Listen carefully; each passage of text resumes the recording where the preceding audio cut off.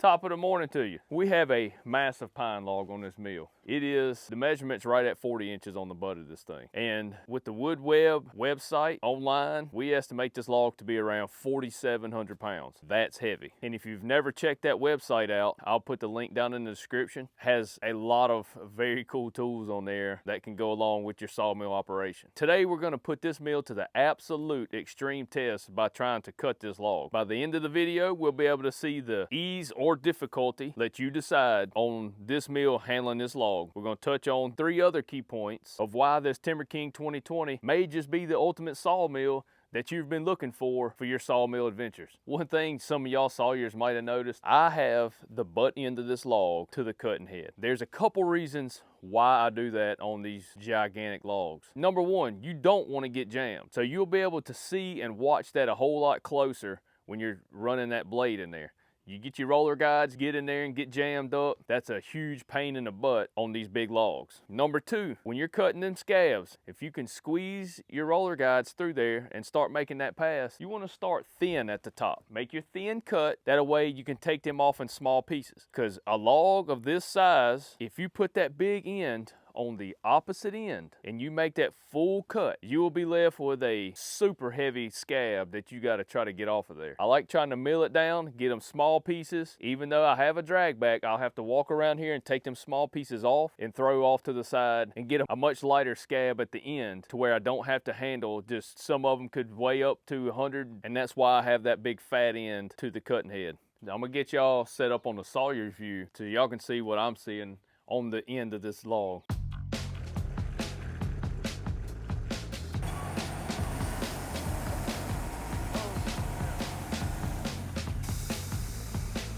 Okay, pushing the mill to the limit. We found our first little problem, and just by looking, it don't look like a problem till you get right there. Look, that knot, that little bump don't stick out an inch. Got me jammed up. When pushing everything to the limit and to its max capacity, little bitty small things like that can cause a huge problem. It can stop your mill, just like it did here. We ran into it, and that's something being so small I didn't catch beforehand. So now we're left to deal with it, which ain't no big problem. We'll just get the chainsaw and make a pass right there and do the best we can and try not to hit the sawmill.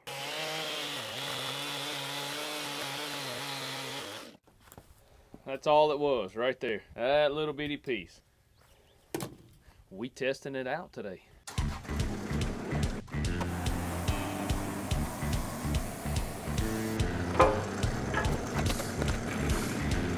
Get you over here and show you just how much we're maximizing this sawmill. Look at that. I mean, what is that, 1/8 of an inch gap? We got her filled up. Let's keep cutting. When cutting a log this size, if you can get that first cut and get that down to where you shrink the dimensions of that log this way, that's the hardest pass. Once you flip it, that log, you can now scoot that log shifts over, allowing you more space in between your cutting posts, making that second, third, and fourth pass so much easier. Now that we got that first pass done, we're going to attempt to roll this log with these hydraulics on this mill and get on to that next pass. Well, we just tested out and hopefully answered one of the huge main questions about this sawmill.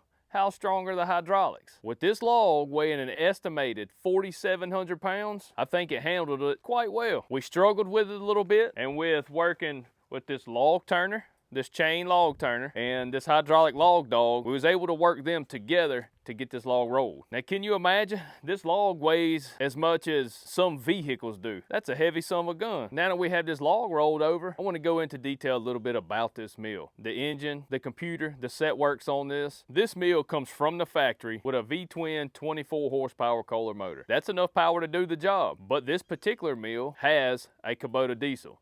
The V1505 to be exact. That diesel engine adds a whole heck of a lot more torque. And with just a little adjustment, you can get this horsepower boosted up just a little bit. That's a little small tweak. Don't tell nobody I told y'all that. This engine is a workhorse. It has no emissions and no electronic BS. And in my opinion, therefore increasing the life of the engine. If you were interested in going with this diesel upgrade, if I'm not mistaken, it's around the $8,000 to $10,000 range, something like that. I bought this mill used. It already had the diesel upgrade, which I'm very fortunate to have because I have the tractor also. I use one fuel tank and I don't have to have gas cans laying around and all that. So with the diesel providing more torque, it also has incredible fuel burn, around 5 gallons a day fuel burn. That's cutting all day. So now that we touched a little bit on the engine, let's make this second pass and get this log worked down.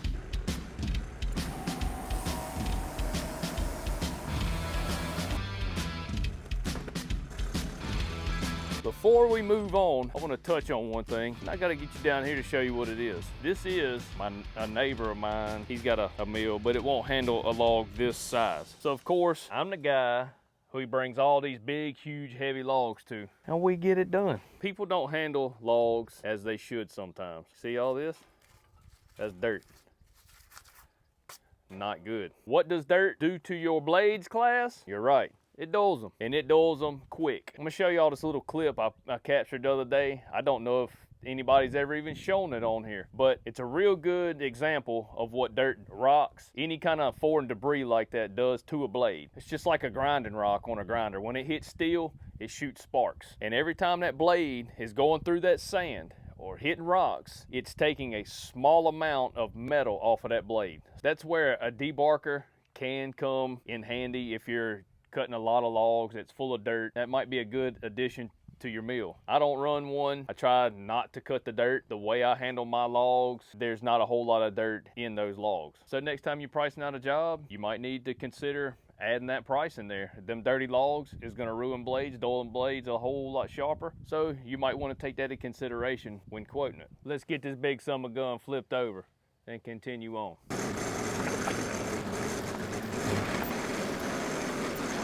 My goodness, that's a pain to flip. They're big and it's heavy and it's just an absolute pain in the butt. But that ain't why we're here. The question is, can the hydraulics handle it? And well, from what I can tell, so far, it's been able to do it. With just a little bit of extra work, it can flip it. Get y'all down here. I'm gonna show y'all something really cool about this log. Cutting it for the neighbor. It's gonna be into pallet wood. A salvage yard uses this stuff to build pallets to ship vehicle parts around. So that's why he's not too worried about the long-term strength of this wood. Check this out. Have you ever seen growth rings that big? I mean, just comparison to my finger. Look at that. That's one knuckle. Imagine that's an inch and a quarter growth ring. That's a crazy amount of growth in 1 year. I guess these trees come out of an old farm field or something, and this tree had no competition. You see these dark rings, that's where your strength is. That's the wintertime wood. That's the slowest this tree grows, is right here in them the dark rings. This is your summer growth, your springtime and summer growth. It grows really fast and then it slows down into your wintertime. From here to here is 1 year, from this dark ring to this dark ring. That's why you count your rings to get the growth, the years, or the age rather, of a tree. I counted these rings and a 39-inch tree was only 32 years old. That absolutely blows my mind. This tree was growing like no other around. But now we know we're dealing with a young tree.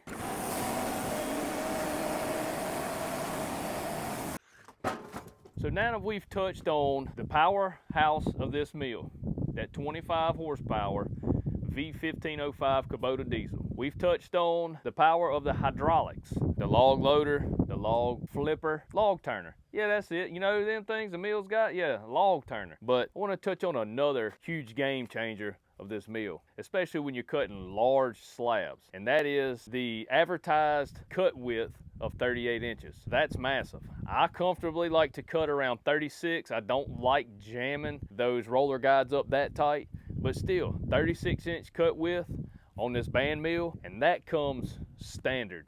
That's not a wide or any kind of special order. That is important when you have a lot of competitive mills around that cannot cut that width. If you can supply them huge slabs, especially if you can find someone that makes tables, you might just be their new supplier. And with that cut width being discussed, we're gonna flip this log one more time, and then we're gonna go into our 6-inch cants. This log will be into 6-inch cants. Cutting it for the neighbor, once we get this cut down into 6-inch cants, we'll set it off. With a log this size, and I'm wondering, And you may be wondering too, just how many 1x6s can we get out of a log this size? We may just cut this thing out and I can break down the cost or the revenue this log can bring in 1x6s.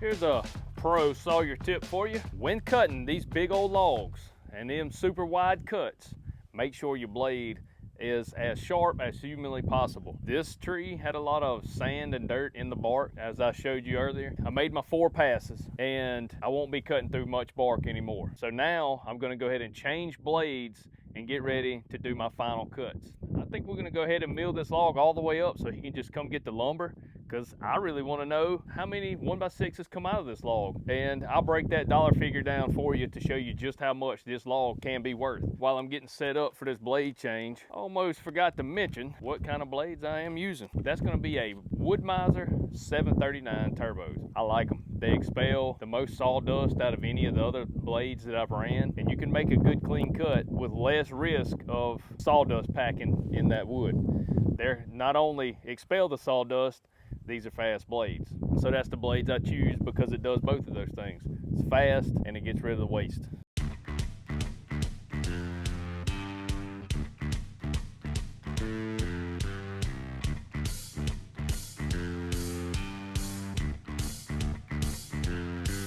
Hey, I wanted to show y'all this. Remember, I had a video out not too long ago about getting on scale early and saving time and handling your log as efficiently as possible. And I did mention in that video about you may have to trim the edges to be able to get on scale before you can actually cut your cants. You may have to make some thin cuts on the outside edges and come back later and trim those up. But this is what I was talking about. Here's a good example. I went ahead and cut these into 1-inch thick, and I had to get those cut into 1-inch thick before I can start cutting my 6-inch cants, which would be 4 of them on this particular log. Well, now that I have these cut, I will throw them off to the side on the log loader. I'll make my 3 passes to get on scale to cut my cants out. Then I'll flip that whole entire stack and I'll start making my final passes. I also highlighted in that video the bark on the edges and why I don't worry about cleaning this can up. It's gonna be on all 4 corners, and that's no big deal. If y'all go check out that video, you'll see why and how I handle them logs. That saves time and can save you time also.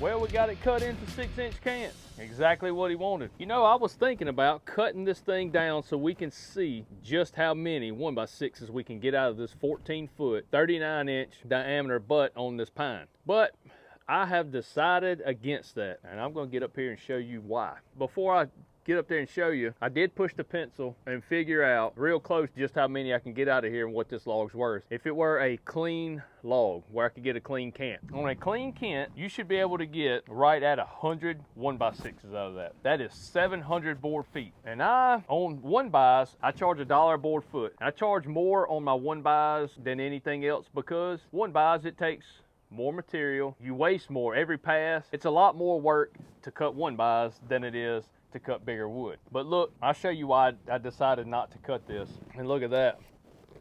That's 28 inches right there. So it did a good job on that. I really agree. But look, these knots right here.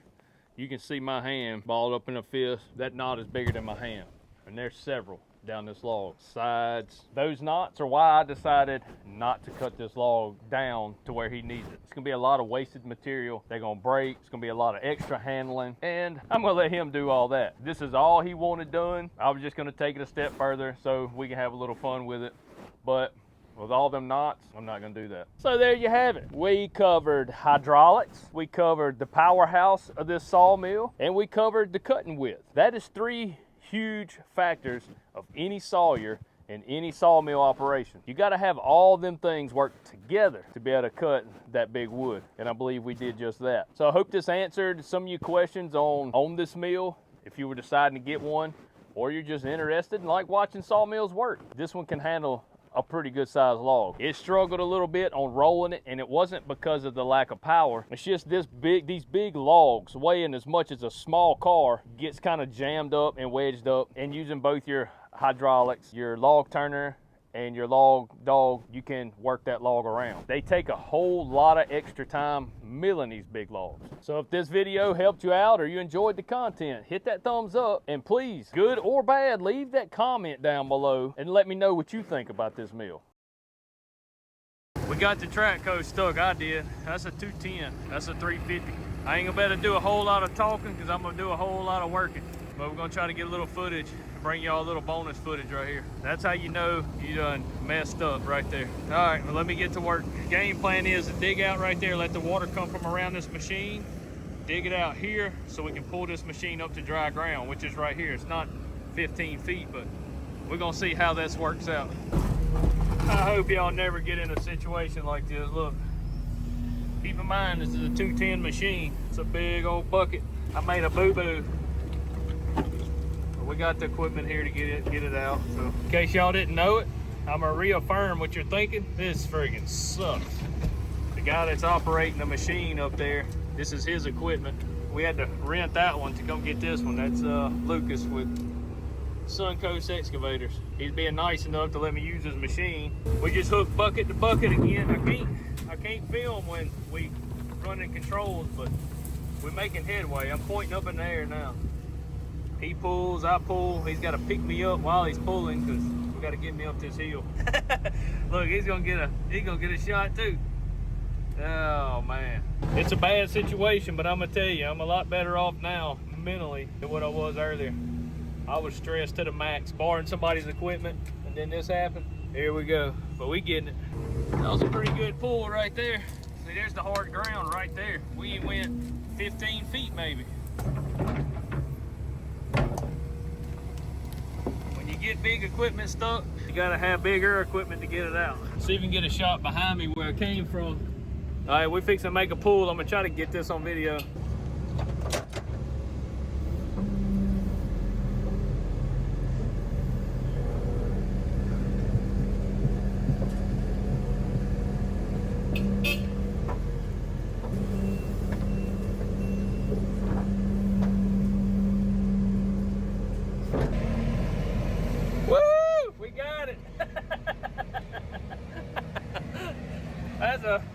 Let me get off of this rig. I'll show y'all where we was stuck. In that soup. Look, it's soup.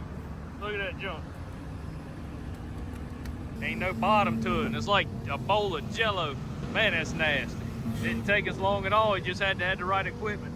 Now we get up here. Got the trailer jackknifed and stuck, bottomed out. That's just a good day, huh? But we got the handy dandy 350 link belt. Jugger will pick the world up. Truck pretty close to the ground, and that's a sweet ride. I love that old Pete blacked out in them big old stacks. Look at that baby. All right, we're gonna see if we can get turned around. Let's see what we got going here.